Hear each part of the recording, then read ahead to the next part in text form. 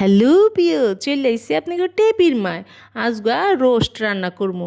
বাজার তন মুরগি লইছে এগুলারে চার টুকরা কইরা সুন্দর করে ধুইয়া পরিষ্কার কইরা গরম পানির ভিতরে একটু জর্দা রং দিয়া দিলাম একটু সিদ্ধ হইতে। কারণ এই গরম পানির মধ্যে সিদ্ধ হইলে মাংসের মধ্যে একটু হলুদ রংটাও হইব, আর যে বদ রক্তটা ময়লা রক্ত তেল চর্বি যা আছে হেয়াও ভালো করে পরিষ্কার হয়ে যাবো গা। আজকা ঈদের দিন একটু পোলা পানের লেগে রোস্ট রানমু, এর লেগে একটু রাইন্দা লইতাছি। এখন একটা ফ্রাই প্যানের মধ্যে গরম তেল দিমু, সেই তেল উপরে সুন্দর করে সেই যে সিদ্ধ করে পানি জলায় রাখা রোস্টগুলো আছে না, সেইগুলা একটার পরে একটা দিয়া সুন্দর করে লাল লাল করে ভাজ্যা লমু। বেশি মচমচ্চা করে ভাজা যাইব না কিন্তু, তয় কিন্তু রোস্ট শক্ত শক্ত হয়ে যাইব। শক্ত শক্ত পোলাপান এবার খাইতে পারে না। একটু হালকা হালকা লাল লাল করে বাঁচতে হইব, যাতে ওই যে যেই হলুদ রঙটা লাগছে সেটার গায়ে লাল রং লাগলে রোস্টের রঙটাও সুন্দর হয়। তাই এমন করে রানলেই হয়। অনেকে ব্রয়লার মুরগি দিয়েও রান্ধে, তয় আমি ব্রয়লার মুরগি দিয়ে রোস্ট পছন্দ করি না। আমার কাছে এই সোনালি মুরগি বা পাকিস্তানি মুরগিগুলাই ভালো লাগে। এগুলো একটু শক্ত শক্ত, যাই হোক যদিও ব্রয়লারের মাংস বেশি থাকে কিন্তু কেমন জানি লাগে আমার কাছে। এরম করে সুন্দর করে বাজ্যা উড়াইয়া আরেকটা পাতিলে রাখিয়া দিতে হইব।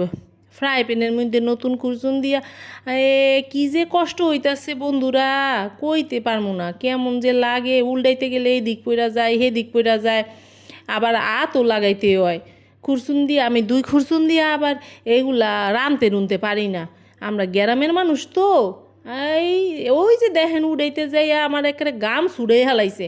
তার মধ্যে যে হারে চারপাশে তেল ছুড়ে রে ফিকে আমারে, এ দিকতন ফিকে ও দিকতন ফিকে, মানে আমার সব তেলে জ্বললে একটা ফোসকা পড়ে গেছে।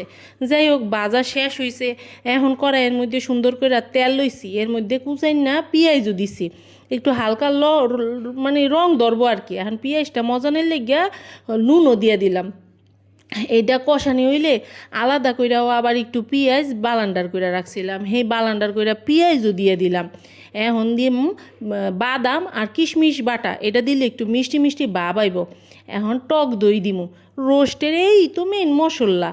এখন দিমু একটু জিরার ফাঁকি, আর ওই যে জয়ত্রী জয়ফল পোস্তদানা শাহি জিরা এগুলা একটু গুঁড়া করা দিলেই আমার একেবারে মেন মশলা সব দেওয়া শেষ। আর কিচ্ছু দিব না, এখন শুধু খালি মশলাটা কষাইনার পালা।